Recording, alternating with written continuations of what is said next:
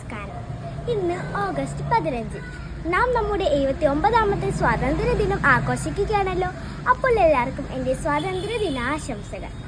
1947 August 15 നമ്മുടെ രാജ്യം British ഭരണത്തിൽ നിന്ന് സ്വാതന്ത്ര്യം നേടിയത്. നാം ഇന്ന് അനുഭവിക്കുന്ന ഈ സ്വാതന്ത്ര്യം അനേകം ധീരയായ പോരാളികളുടെ കഠിന പോരാട്ടങ്ങളുടെ ഫലമാണെന്ന് നാം ഒരിക്കലും വിസ്മരിക്കരുത്. രാഷ്ട്രപിതാവ് മഹാത്മാഗാന്ധിയുടെയും നേതാജി സുഭാഷ് ചന്ദ്രബോസിന്റെയും ജവഹർലാൽ നെഹ്റുവിന്റെയും ഓർമ്മകൾക്ക് മുമ്പിൽ നമുക്ക് പ്രണാമം അർപ്പിക്കാം. 1947 നിന്നും 2025 ഇന്ത്യ പടവുകൾ ചവിട്ടിക്കേറുകയാണ്. ശാസ്ത്ര സാങ്കേതിക മേഖലകൾ, വിദ്യാഭ്യാസം, പ്രതിരോധം എന്നിവയിലെല്ലാം ഇന്ത്യ കുതിക്കുന്നു. ഇന്ത്യൻ വംശജയായ സുനിത വില്യംസിന്റെ ബഹിരാകാശ ദൗത്യം അതിലൊരു ഉദാഹരണമാണ്.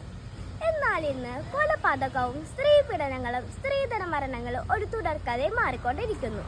അതുപോലെ ജാതിയുടെയും മതത്തിന്റെയും വർഗത്തിന്റെയും പേരിൽ മനുഷ്യർ പരസ്പരം ഇല്ലാതാക്കുന്നു. ഇന്ത്യ എൻ്റെ രാജ്യമാണ്, എല്ലാ ഇന്ത്യക്കാരും എൻ്റെ സഹോദരന്മാരാണ് എന്ന വാക്യം ഹൃദയത്തിൽ ഏറ്റുപറയാൻ നമുക്ക് സാധിക്കണം. ഭാരതത്തോടുള്ള സ്നേഹം വികാരങ്ങളിൽ നിന്ന് പ്രവർത്തനത്തിലേക്ക് കടന്നു വരട്ടെ.